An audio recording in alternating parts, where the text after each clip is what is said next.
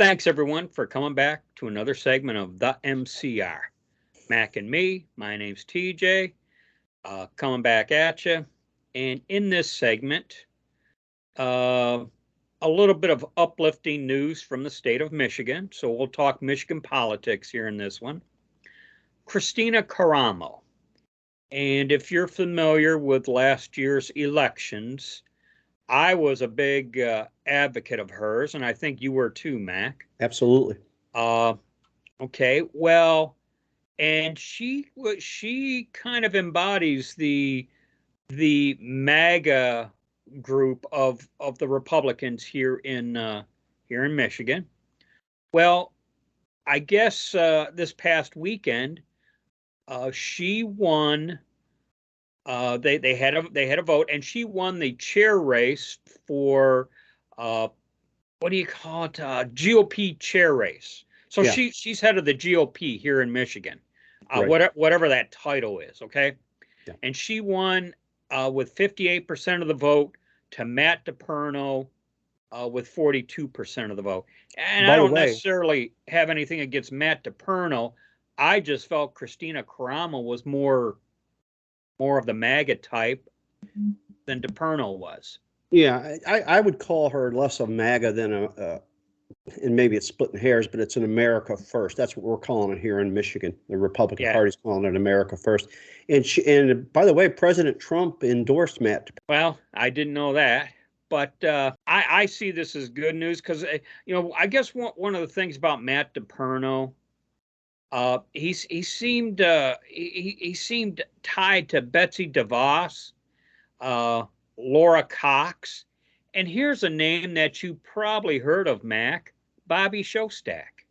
Yeah, I have heard of him, of course. Yeah, I mean, without going into detail, we kind of know who that guy is.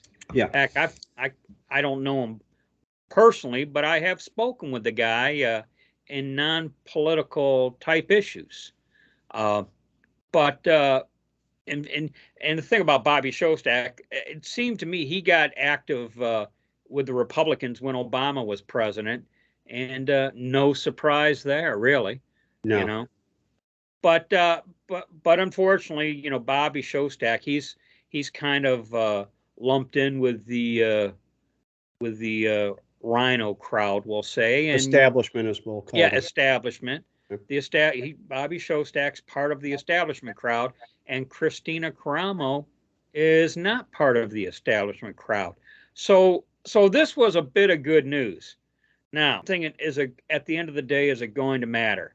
Because, Mac, you've heard me go on and on and on about my concerns over what I refer to as the I-75 corridor. Yep. That being Detroit up through Saginaw and Flint, and if it wasn't for the I-75 corridor, I do believe we'd be a Republican state. So something's got to be done with this I-75 Well, I would tell corridor. you, I would expand on that and say that we would be a Republican state if it were not for mail-in voting. The expanded ways to vote, voting for a month before the election, and and some people speculate voting after the election, but we almost have to do that too, I think. Yeah. Well, 2022 basically showed the Republicans we've got to play by their rules. Interpret that however you may. Yes. And because in Arizona, Wayne County, you talk about a fly in the ointment for Michigan politics. Just Wayne County alone, with the county that Detroit resides in, it's a money sponge. Let alone the I-75 corridor, but just Wayne County alone swings the state almost by itself. Right. I don't. You know what? I'm very glad. Maybe she can affect this Wayne County nonsense. That's wishful thinking. Because how does the Republican Party fix a scenario like Wayne County? I mean, you got to win. I'll go back to here's how I think it could happen. And I think Donald Trump tried to do this. Donald Trump tried to get black voters to do better in life and see that it's not in their interest to vote for Democrats. And that message failed, apparently, even though his numbers were up with the black voters. Big, and then we lost the House legislature, and this is a blue state right now. Well, I wouldn't even call us a purple state. We're a blue state right now. Well, I don't believe there really are any blue states. I believe there are blue cities, extremely blue cities, and the I-75 corridor that you're talking about, which is Flint, Pontiac, and Detroit, and some of the maybe surrounding suburbs of Detroit. Oakland County, which was at one time one of the richest counties in this country, is turned into a blue county. Oh yeah, and we're off topic, but you got certain demographic groups fleeing Detroit into Oakland County and taking their politics with them. Yeah, and that's the bottom line on that.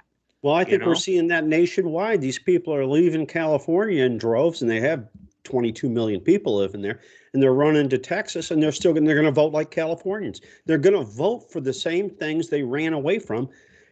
I can only think it's because they're stupid. Well, programmed and all of the above.